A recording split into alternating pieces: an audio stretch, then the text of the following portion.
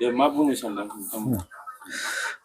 जों दिनै बे प्रेस मिटनि गेजेरजों जिखिनि मैया जोंनि मानगोनां EM रनजित बसुमतारिया बे बनसुनि सायाव माखासे एलिगेसन लाबोदों, जाय एलिगेसन बिथां बुंनाय बायदि बियो टटेलि फल्स, बिथाङा आननेसेसारि खोथा बुंदों। जों दिनै बनसुआ सोरखौबा टारगेट खालामनानै जों दिनैसिमबो मिडियानि थ्रुयै बा प्रेस मिटनि थ्रुयै बा ससियेल मिडियानि थ्रुयै जों दिनैसिमबो बुंफेराखै आरो जों बुंनोबो नाजायाखै। खारन जों दिनै हारिखौ जुदि खौसेथियाव लाबोनांगौब्ला, हारिखौ जुदि ज' खालामनोब्ला जों बयखौबो नांगोन, बे हिसाबै जों खुनु रावखौबो जों अबेबा मोनसे संगठन बा मोनसे आफाद अबेबा मोनसे अर्गानाइजेसन जों दिनैसिम बखिफेराखै आरो जों बखिनायबो नङा आरो बै लामाजों थांनाय नङा। खारन हारिनि खौसेथिया जोंनि थाखाय देरसिन। जिहेतु जोंनि थांखिया मोनसेयानो, जाहा बड'लेण्ड सोरजिनांगौ हिसाबै जों साफ्रोमबो जोंनो मोजांखौबो नांगौ, गाज्रिखौबो नांगौ। बिदि हिसाबै जों बनसुआ मालाबाबो बल्ड स्टेपबो लाफेराखै, सोरखौबा जों टारगेट खालामना बखिफेराखै बा सोरखौबा जों टारगेट खालामना बुंफेराखै। नाथाय जोंनि गुबुन गुबुन आफादफ्रा जेब्लायबो जोंखौ एवथुबाय थायो, बुंनो थाखाय जोंखौ जोंनि मेन एजेन्डानिफ्राय, मेन लामानिफ्राय जोंखौ डाइभार्ट खालामनो थाखाय बिथांमोना नाजाबाय थायो। गोदान गोदान इस्यु लानानै बनसुनि फारसे नेगेटिभ मेसेज होनो नागिरो बिथांमोना। नाथाय बेफोरखौबाबो जों सैज' खालामनानै, खारन जों दानि गोदान मुगानि जोङो गोरों गथ'फोर, जाय गथ'फ्रा जों बुजियो पजिटिभा मा नेगेटिभा मा, लामाया बर' हारिया बबे लामाजों थांगासिनो दङ बेफोरखौ जों बुजिजोबो। बेखायनो जों दिनैसिमबो सोरखौबा टारगेट खालामनानै सोरखौबा सोंखारिनो जोङो लामाखौ लायाखै। मानो होनोब्ला जों बड'लेण्ड सोमावसारनायाव जों बयनिबो अननायखौ नांगोन। मा BPF मा UPPL, BPFनि अननायखौबो नांगोन जोंनो, UPPL अननायखौबो नांगोन जोंनो। बिदि हिसाबैसो जोङो दिनै लामाखौ आगान सुरदों, सोरखौबा बखिनो सोरखौबा सोंखारिनो थाखाय जों बुजियाखै। बनसुनि थांखिया मोनसेल', जे बड'लेण्डखौ जों बोरै मोननो हायो आरो बे बड'लेण्डखौ सोरजिनायाव जिखिनि लामा हान्थिनांगौ, जिखिनि पलिसि प्लेन एन्ड पलिसि बानायनांगौ, बिनि थांखियै जोङो बे हाबाफारिखौसो जों मावबाय थादों। सोरबा अबेबा आफादखौ बखिनो, सोरबा सोंखारिनो थाखाय जों जोनोम जायाखै।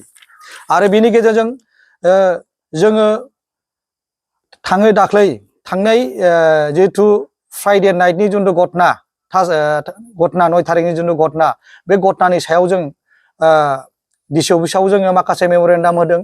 डिसि सारनिसिम जोङो डिमान्ड बिदों जे जोङो बे इनसिडेन्टनि सायाव जों माखासे जोंनो क्लेरिफिकेसन नांगौ। बे गावनाय सिलाया, बे सिलाइखौ सोर होखो, बा नोङो बोरै गावनो मोनखो, बोरै मोनसे एनजिअ आफादा बोरै सिलाइ गावनो मोनो, बोरैहाय सासे दाय गैयै सुबुं मानसिखौ बोरै एटाक खालामनो मोनो, बेखौसो जोङो सिबिआइ इनकुवारि बिदों। सोरखौबा जों टारगेट खालामनानै जों बुङाखै। नाथाय जोंनि मानगोनां रनजित बसुमतारि बिथाङा फेरेंगिया जिबायदि बनसुनि सायाव एलिगेसन लाबोदों, बिथांनि बुंनाया एकदम बेसलेस। बिथाङा सासे गोरों गोरा जानानै बिथाङा जुदि गोरोंमोनब्ला, बिथाङा सासे समाजनि सासे दैदेनगिरिब्ला बिथाङा बेबायदि राव बुंनो नाङा। बनसुनि सायाव बिथाङा सोंखारिनो बा बनसुखौ दाय होनो बिथाङा खुनु मोन्थाय गैया। बनसुआ सोंदोंसो दिनै, दा बिथाङा जुदि गुलि गावदोंब्ला बोरै गावनो मोनखो, बिथाङा फिननायसो होनांगौमोन। बिथांनि एनजिअआ बोरै दिनै दाय गैयै सुबुंखौ बोरै गावनो मोनखो, बेखौसो बिथाङा फिननाय होनांगौ। बे फिननायखौ होआलासिनो बिथाङा आलदा मेटार आलदा चेप्टार दाननानै ससाइटिनि गेजेराव, सुबुं समाजनि गेजेराव गुबुंले बारहावाखौ लाबोनो थाखाय बिथांमोना नाजागासिनो दङ। जों बेखौनो खावलायगोन, बिथांखौ बारा बेबायदि नेगेटिभ मेसेज होनो नाङा, ससाइटिखौ बेबायदि गुबुंले लामायाव लांनो नाङा। बिथाङा सासे गोरोङोब्ला, जुदि समाज सिबियारि बिथांमोनब्ला, बिथाङा मा बुंनो नागिरदों जे दिनै इन्डिबिआ 35 बा 36 इयार मुभमेन्ट खालामबाय, बर' हारिनि थाखाय सेक्रिफाइस खालामबाय। बिथाङा इन्डिबिनि क्रेडिटखौ लानो लुबैदों नामा? बिथाङा सासे बेंटल कलेजनि सासे लेक्सारारसो, हिस्ट्रि डिपार्टमेन्टनि बिथाङा सासे लेक्सारारसो बेंटल कलेजनि। बिथाङा गावनि साख्रि जायैयावसो बिथाङा इन्डिबिआव हाबैदों। मालाबा बिथाङा सेक्रिफाइस खालामखो जाथिनि थाखाय? बिथाङा बुंनो हागोन नामा? 36 इयार्स, 37 इयार्स, 35 इयार्स आं इन्डिबि जानानै आङो हारिनि थाखाय बावसोमदों होनना बिथाङा बुंनो हागोन नामा? बिथाङा गावनि साख्रि जायैनि थाखायसो बिथाङा इन्डिबिआव हाबदों। बिथाङा माखौ बुंनो नागिरदों? बिथाङा गावखौनो बिराद हारि सिबिसुला, हारि अनसुला बिथाङा बुंनो नागिरदों नामा? जोंबो मिथिगौ बिथाङा सासे नोङो एकदम साननो हनो रोङै बायदिसो मोनदों जों बिथांखौ। बिथांनि केपासिटिखौ, बिथांनि केपाबिलिटि, थिंकिं जिथु केपाबिलिटि, जितु एनालिटिकेल केपाबिलिटि, फिलसफिकेल केपाबिलिटि बिथांनाव गैयै बायदिसो मोनदों जों बिथांखौ। बिथाङा बोरै बिदि बुंनो हायो? बिथाङा सानसे समाव बुंबावदोंसो गावनि केदारखौनो आलु गेसाव, जुदि गावनि केदारखौनो बिथाङा सनमान होनो रोङा समाजखौ मा दैदेनगोन बिथाङा गावनि केदार जाय गावनि थाखायनो गावनि जेरै थोनो बेबायदि खामानि मावो बेबायदि मानसिया बोरै नोङो समाज सिबियारि जानो हागौ दुखुनांथाव बिथाङा बेबायदि बाथ्रा बुंनाया गावनि केदारखौनो आलो गेसाव बुङो अबा आफादखौनो बिथाङा सोंखारियो बिराद दुखुनांथाव बिथाङा बेबायदि बोरै समाज सिबियारि जानो हागौ रायजो राजाफ्रा बोरै बिथांखौ सायख'खो जों बेखौसो सानगासिनो दं दा बिथांनि बेबायदि बुंनाय रावा बेसलेस बिथांनि सायाव जोङो डिफेमेशन केसबो होनो हायो बिथांखौ नाथाय जों बेबायदि एथ'ग्राब नेहाद आखुनि मानसि नङा जों एसेबां थौले गोसोनि मानसि नङा जों दिनै जुद्ध नांदों गावजों गाव जों बुलायनो होनाय जों जोनोम जायाखै बनसुआ दिनै गावजों गाव बुलायनो सोंखारिना जोनोम जायाखै जोङो पलिसि मेकिं बोरै खामानिखौ मावनांगौ टेकनिकेलि बोरै आवगायलांनांगौ गुबुन हारिजों बोरै जुजिनांगौ बेखौसो जों दिनै सानगासिनो दङ बिथाङा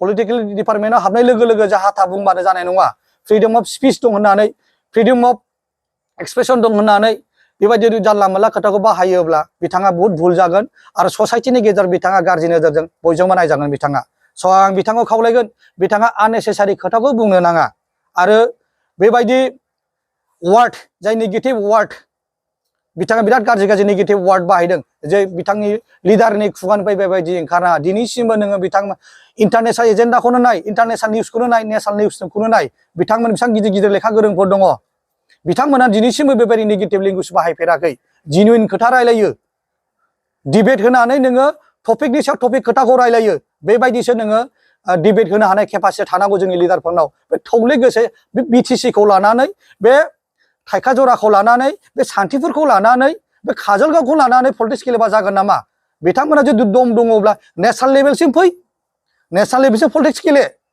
इसेबां जुदि ब्रेननि मानसिबा इसेबां जुदि इन्टेलेक्ट जुदि नों इन्टेलेक्सुयेल ब्रेन सारबा बिथांमोना नेशनेल लेभेलसिम फै जुदि इसेबां गोहो दङब्ला सासे नोङो बै नेशनेल लेभेलनि स्पक्स पार्सनजों डिबेट होग्राजों बिथांमोनजों थरख'नांफै जुदि बिथांमोना जुदि इसेबां नङा गावजों गावल' मानो मा मुलाम्फा दं मा डेभेलप जागोन नामा गावजों गाव डिबेट होलायनायाव गावजों गाव सोंखारिलायनायाव गावजों गाव नासयलायनायाव माबा मोनसे डेभेलप जागोन नामा प्रफिट दं नामा हारिया बेखौ खोन्था रन्जित बिथां आरो बेबायदि जों बुंबावनांगौआ गोबां दंबावो दिनै जाथिखौ सोर गाहायाव लांदों बिनेश्वर ब्रह्म बायदिखौ सोर गावथारदों बालिराम बर' बायदिखौ सोर गावथारदों बेफोरखौ जों बुंनांगौ नामा हिस्ट्रिखौ बोखांनांगौ नामा जोङो जाथिनि गेजेराव मा बैफोरबायदि गुलाय गुजाय समाजखौ लुबैफिनदों नामा दानि जोंनि लिडारफ्रा जों गोदान जोलै जानानै जोङो गोग्गो समाजखौ लुबैदों नोंथांमोननि जिखिनि आदर्श नीति बेखौ जोङो मानिनानै दिनै जों एनालाइज खालामदों गोदोनि जिखिनि मिस्टेक जाबाय ब्लान्डार मिस्टेक जाबाय बेबायदि ब्लान्डार मिस्टेक जायालासेनो फिन खेबसे जोङो बोरै सोमावसारनानै जों जोंनि रायजोखौ बोरै जों मोनफिननो हायो बेनि थाखायसो जों प्लान एन्ड पलिसिखौ लागासिनो दङ नाथाय बिथांमोना बुजिया सर्ट टेम्पार मानिथ' सर्ट टेम्पार जादों सर्ट टेम्पार जानांगौनि गोनांथिथ' गैया नोङो जुदि ससाइटिखौ जुदि डेभेलप खालामबा हारिखौ फोथांनोब्ला नोङो माखासे ओरैबायदि खामानि मावनांगोन आन्दोआव थानानै जि जिनिसखौ जोङो गुबुनफ्रा नुनायाव मोनसे खामानि मावनायाव मोनसे बेबायदि पलिसिजों खामानिखौ मावनांगोन नाथाय बेबायदि गुबुंले एबा नोङो गावजों गाव सौग्राव होलायनाय गावजों गाव बुलाय होलायनाय बेबायदि परिस्थितिखौ लाबोनाङा खारन जों बुलायोब्ला दिनैनि दिनाव जुदि बुलायनानै गावजों गाव होख्रेमलायनानै बुलायनानै जुदि नोङो बड'लेण्ड मोनोब्ला बाहाय जा जेबो बुंनांगौ गैया गावजों गाव गावथारलायनानै बुलायनानै नाख्रेबलायनानै जुदि बड'लेण्ड मोनोबा गाबोननिफ्रायनो नोंथांमोना खालायजोबनो हागोन आं बेखौसो बुंनो लुबैदों जोङो जाखिनि बुंनांगौ दङ जोङो खावलायगोन फिन खेबसे बिथांमोना बेबायदि जाहाथे गुबुंले आबहावाखौ लाबोआ समाजखौ दैदेननायाव जाहाथे समाजखौ बोखावा नोंथांमोना पलिटिकेल गेले पलिटिकेल मेटारा मास मोनसेनि जानो हागौ मास मोननै जानो हागौ नाथाय सरकार दानायनि उनावहाय बाहाय गावजों गाव मेगन मेहे मेहे नायलायनाय बखिलायनाय लामा सामा लोगो मोनबा बुलायनाय बेबायदि आबहावाखौ बिथांमोना दालाबो जोंनि गोदान जोलैया बेबायदिखौ लुबैयाखै clean and neat and clean ससाइटिखौ जों लुबैदों बयनिबो ब्रेनाव जोङो जेब्लायबो जों मोजांखौ हास्थायो मोजांखौ लुबैयो जोङो बेखायनो आं खावलायगोन नोंथांमोननि सिगां जिखिनि खामानि मावबोदों बैफोरखौ जालदाब गारनानै गोदान नीतिजों गोदान मुगाजों गोरोबनानै खामानिखौ मावनांगौ जाय खामानिया जोङो ससाइटिखौ डेभेलप खालामगोन हारिखौ डेभेलप खालामगोन आरो जोंहा बड'लेण्डखौ बोरै मोननो हायो बेखिनि खामानिखौ नोंथांमोना मावनांगौ बेखिनिसै गोजोन्थों।